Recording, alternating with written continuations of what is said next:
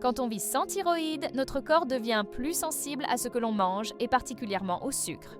Ce sucre, souvent présent partout, même là où on ne l'attend pas, peut créer un déséquilibre silencieux mais profond, l'hyperinsulinisme. L'hyperinsulinisme, c'est une production excessive d'insuline. L'insuline est une hormone qui aide le sucre à entrer dans les cellules. Mais quand elle est produite en trop grande quantité, elle pousse le corps à stocker ce sucre, sous forme de graisse, surtout autour du ventre. Cela peut aussi provoquer une sensation de faim quelques heures après les repas, une fatigue brutale ou encore une prise de poids inexpliquée. Et si ce n'était pas de votre faute, prenez un instant pour vous poser. Respirez. Ce que vous vivez n'est pas une question de volonté, de motivation ou de manque de rigueur. Ce n'est pas vous qui êtes en défaut. Vous réagissez normalement dans un corps qui a perdu une fonction vitale, celle de réguler naturellement son énergie. Dans l'approche de Carl Rogers, on commence par accueillir ce qui est, sans chercher à le corriger immédiatement. Vous avez le droit de ressentir de la fatigue, de la frustration ou de l'incompréhension face à votre corps. C'est là, maintenant, et c'est légitime. Pourquoi est-ce un problème spécifique sans thyroïde? Parce que la thyroïde joue un rôle central dans la gestion de notre métabolisme. Quand elle est absente, on prend des hormones de substitution comme le lévothyrox. Mais ce traitement ne reproduit jamais parfaitement le fonctionnement naturel. Le corps devient donc plus rigide, moins capable de gérer les variations de sucre dans le sang. Résultat, fatigue, brouillard mental, fringales, saute d'humeur, un vrai cercle vicieux. Et surtout, un sentiment d'impuissance qui peut vous isoler, vous décourager, vous faire douter de vous. Écoutez ce que votre corps veut vous dire.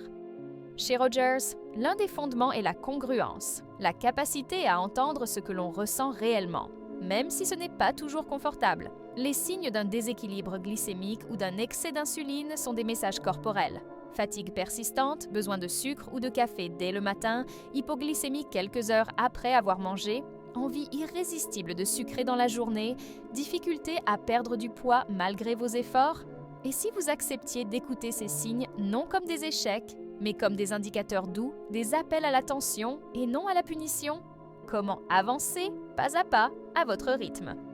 La bonne nouvelle, c'est qu'on peut agir. Mais selon Carl Rogers, le changement ne vient jamais d'une injonction extérieure. Il émerge de l'intérieur quand vous vous sentez suffisamment accueilli, respecté, compris dans ce que vous êtes aujourd'hui. Alors voici des pistes, pas des ordres, pas des interdits, des propositions à explorer si elles résonnent en vous. Observez vos habitudes sans vous juger. Réduire les sucres rapides quand vous vous sentez prêt. Choisir des aliments à index glycémique bas, légumes, protéines, bonne graisse. Manger salé le matin pour stabiliser votre énergie.